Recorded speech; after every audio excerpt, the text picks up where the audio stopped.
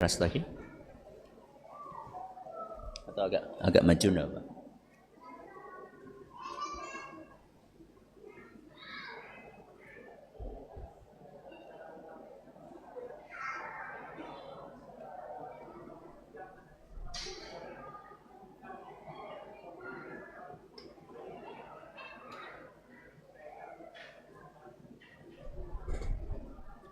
Terima kasih atas pertanyaannya.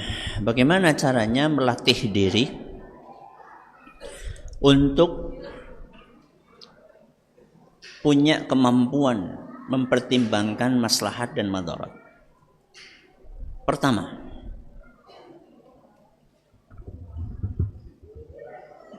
guru kami Syekh Ibrahim bin Amir Ar-Ruhaili hafizahullah di tahun 2010, beberapa saat sebelum saya pulang di Indonesia. Saat itu saya sebelum pulang sempat mengumpulkan beberapa pertanyaan kepada beliau untuk diajukan kepada beliau. Pertanyaan-pertanyaan tentang hal-hal yang kami prediksi akan kami alami ketika pulang ke Indonesia. Kayaknya nanti kalau saya pulang ke Indonesia, saya akan menghadapi masalah A, B, C, D. Kalau nggak salah sampai 10 prediksi.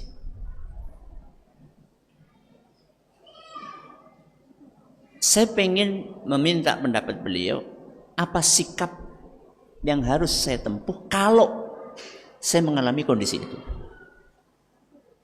Maka janjianlah kami dengan beliau di Masjid Nabawi. Kalau nggak salah saat itu ba'da maghrib atau ba'da isya. Setelah saya tulis, masih zamannya zaman tulis apa? Tangan. Saya sodorkan kepada beliau, terus beliau baca sekilas. Lalu beliau katakan, saya nggak bisa jawab sekarang.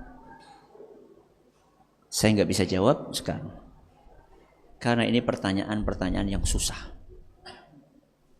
butuh perenungan, butuh waktu untuk memikirkan jawabannya. Kenapa?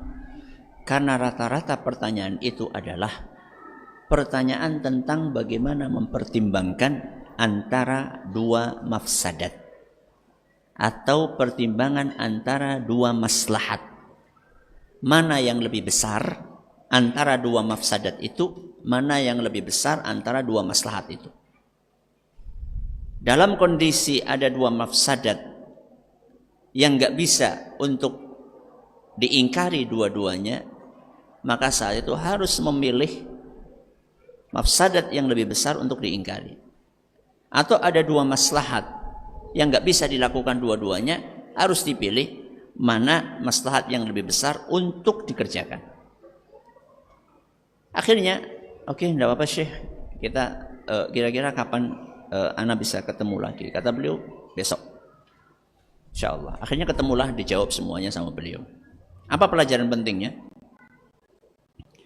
Ilmu tentang membandingkan, tentang memprediksikan itu ilmu yang tidak mudah. Membutuhkan pemahaman yang dalam tentang syariat dan memerlukan pengalaman yang panjang, terutama di dalam dunia dakwah kalau terkait dengan urusan dakwah. Sehingga yang bisa kita lakukan adalah belajar untuk memperdalam ilmu syariat. Kemudian yang perlu kita pelajari, yang perlu kita lakukan juga adalah sering-sering berinteraksi dengan para ulama. Untuk apa? Untuk bisa mengambil pengalaman mereka di dalam menghadapi masalah-masalah besar. Beberapa pertanyaan yang saya lontarkan kepada beliau, mungkin kalau ini dilontarkan sama antum, Mungkin antum langsung jawab, oh ya pilih aja yang anu. Langsung pakai WA jawab, paling nggak nyampe 2 menit jawab. Itu menunjukkan apa? Kecerdasan antum dan kekurang cerdasan syekh, atau menunjukkan apa? Menunjukkan minimnya pengalaman kita. Kalau seorang ulama besar seperti beliau saja, itu butuh waktu untuk mikir dari sebuah pertanyaan. Karena itu terkait dengan pertimbangan hal yang detil. Ya. Ma'rifatu khairi al-khairaini wa ma'rifatu syarri syarrain. Mengenali mana dari dua kebaikan yang lebih besar dan mengenali mana dari dua keburukan mana yang lebih parah. Jadi jawabannya satu, harus belajar terus ilmu syariat, ilmu agama. Karena itu pertimbangannya pasti kembali kepada mana yang lebih besar maslahatnya, mana yang lebih besar mafsadatnya, dan itu kembalinya kepada dalil. Ini yang pertama. Yang kedua, sering-sering untuk berinteraksi dengan para ulama sehingga kita bisa mencerna cara mereka dalam menghadapi masalah-masalah yang seperti itu. Wallahu a'lam bishawab. Dan tentunya yang lebih penting dari itu semua, yang ketiga adalah minta petunjuk kepada Allah. Makanya salah satu doa yang dipanjatkan oleh Nabi SAW ketika salat tahajud, ihdini lima khtulifa fihi minal haqqi bi'idnik. Wahai Rabbi, berilah saya petunjuk dalam hal yang diperselisihkan oleh orang-orang, supaya saya bisa menemukan kebenaran. Artinya kita nggak bisa lepas dari bimbingan Allah Subhanahu wa ta'ala. Satu lagi, monggo. Agak maju. Ya.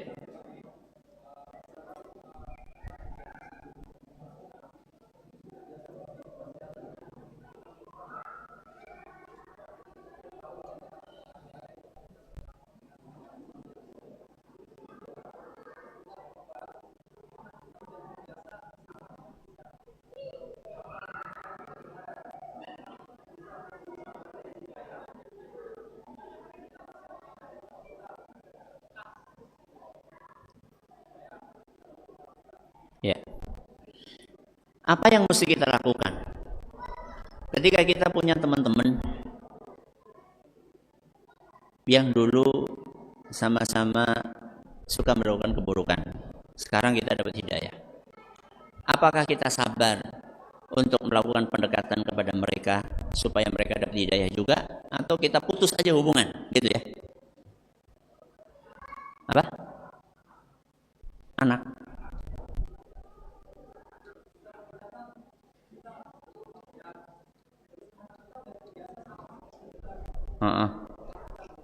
Oh ya, terus masih lanjut, ya.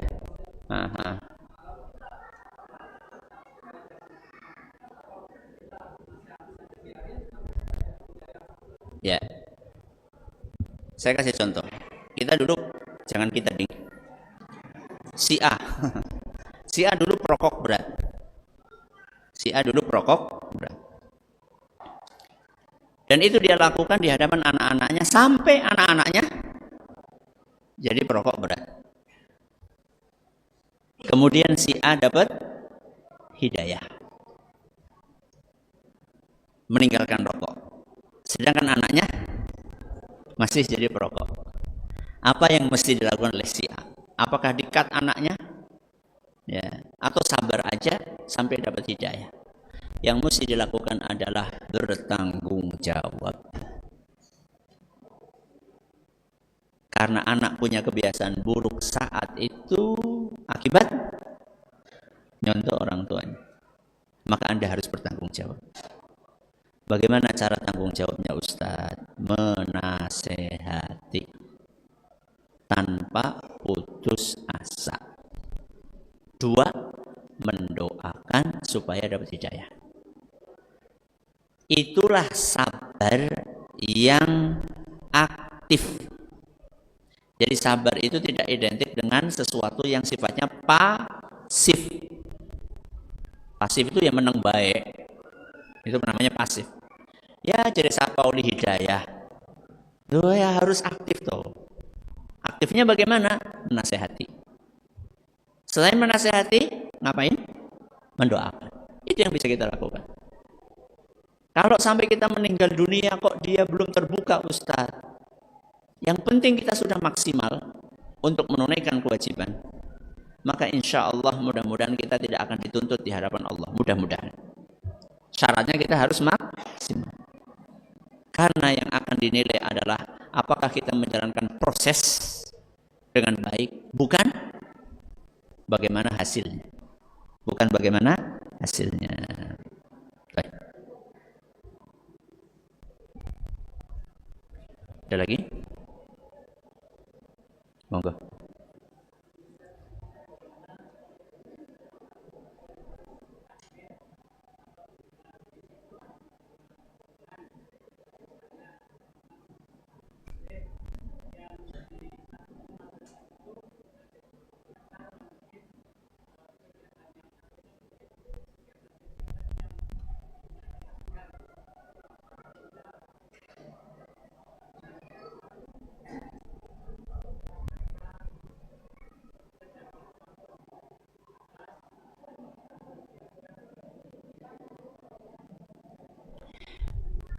Apa yang mesti kita lakukan?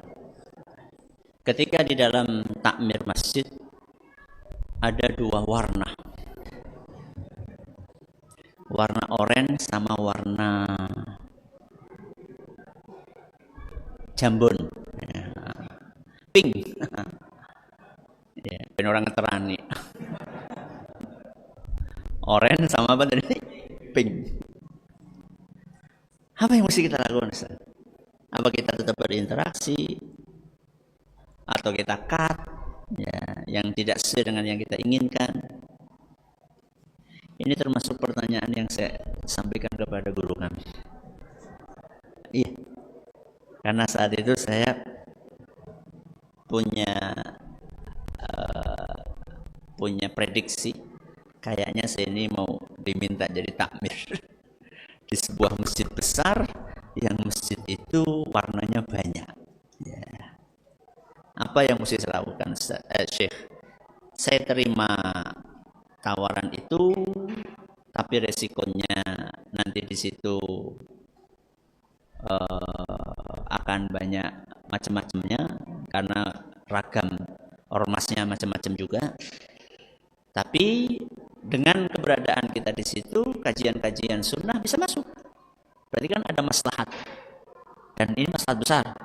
Tapi juga ada mafsadat. Mafsadatnya mau nggak mau ada orang minta izin, ya kita izinkan.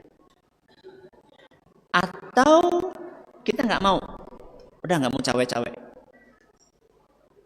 nggak mau ikut-ikutan jadi takmir.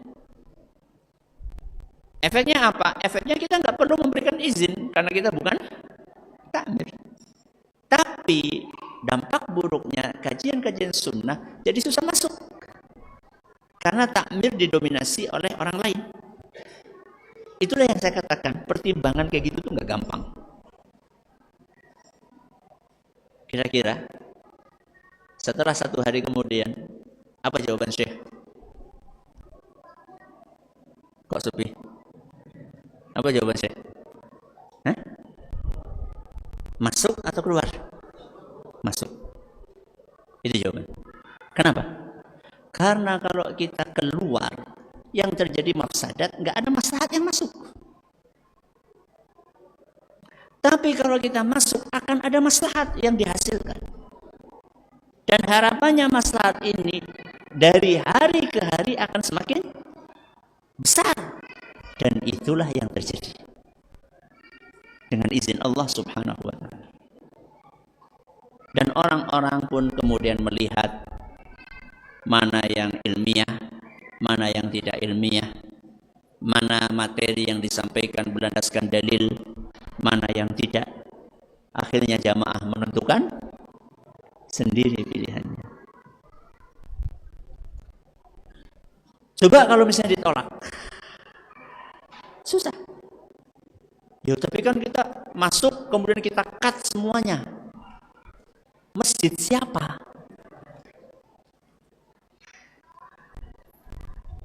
Itu masjid umum, bukan masjid pribadi. Kecuali antum punya duit bikin masjid sendiri dengan dana antum, maka antum bebas. Karena itu adalah masjid antum bangun sendiri, wakaf sendiri, bangun sendiri. Ini enggak, ini masjid umum, kita diminta masuk. Karena itu masjid umum, maka mau nggak mau semuanya mendapatkan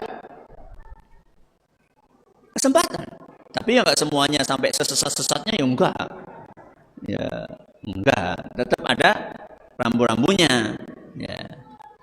Ya perbedaan-perbedaan yang mungkin masih bisa ditolerir gitu ya. Sama ada rambu-rambunya juga. Jadi yang bisa dilakukan seperti itu. Yang bisa dilakukan adalah kita tetap ada di situ, berinteraksi harian secara baik dengan orang lain yang mungkin berbeda paham dengan kita. Yang penting kegiatan kita bisa jalan. Nah terus kalau misalnya mereka melakukan kegiatan, ya kalau memang mereka menggunakan masjid itu, kita nggak usah ikut meramaikan. Ya mereka ngertilah. Sebagaimana mereka juga tidak ikut kegiatan kita, ya, kita pun tidak ikut kegiatan mereka. Ini yang diistilahkan dengan saling tepuk seliro. Tepuk seliro itu bukan maksain, kamu pokoknya harus ikut saya. Ya sudah, itu keyakinanmu, silahkan. Ini masjid bukan masjid saya. Dan ketika saya melakukan juga jangan diganggu. Ya, sebagaimana saya tidak akan ganggu kegiatanmu, kamu juga jangan ganggu kegiatanku. Ya. Biar nanti masyarakat akan melihat mana yang lebih mendekati kebenaran. Dan tentunya kita harus jelaskan yang sebaik mungkin. Ya, jadi interaksi kita dengan mereka itu bukan sekedar interaksi harian. Suatu saat ada momen untuk menyampaikan nasihat, kita sampaikan. Tapi dengan cara yang ilmiah. Jadi kebanyakan dari kita itu, atau banyak di antara kita itu, ketika akan negur itu modalnya cuma modal nekat, alias bondo nek. Contohnya gimana? Kayak Mas Kirauli, kenapa? Bid'ah. Jadi siapa bid'ah? Pokoknya nggak bisa, nggak bisa. Harus ilmiah. Ini bid'ah kenapa? Ini syirik kenapa? Harus ilmiah. Loh, ya berarti kudu ngaji. Ya iya. Jadi kita itu jangan sampai kontraproduktif. Pengennya baik malah menimbulkan keburukan. Karena kita tidak bisa menjelaskan dengan bijak, ya, tidak bisa menjelaskan secara ilmiah, akhirnya cuma modal pokoknya. Jangan. Jelaskan, ini loh di dalam kitab ini dijelaskan seperti ini, dalam hadis dalam ayat jelaskan. Sehingga kita bisa mudah-mudahan menjadi sarana untuk hidayah orang lain. Sambil didoain juga. Didoain. Ya. Doa itu senjatanya seorang mukmin. Ya. Kalau kita memadukan antara kebaikan keseharian dengan mereka ramah, kemudian kita sampaikan nasihat ketika ada momen yang pas dengan cara yang hikmah, kemudian kita tambahi dengan doa, Masya Allah itu. Faidal ladzi bainaka wa bainahu adawatun ka'annahu waliyyun hamim. Kata Allah Azza wa Jalla dalam Al-Quran, bisa jadi musuh bebuyutan akan menjadi teman seperjuangan. Faidal ladzi bainaka wa bainahu adawatun, musuh, ka'annahu waliyyun hamim, berubah menjadi teman akrab. Dengan apa? Langkah-langkah yang tadi kami isyaratkan. Semoga bermanfaat. Terima kasih atas perhatianmu. Segala kurangan kita akhiri. Subhanakallahumma wa bihamdika asyhadu an la ilaha illa anta astaghfiruka wa atubu ilaik. Assalamualaikum warahmatullahi wabarakatuh.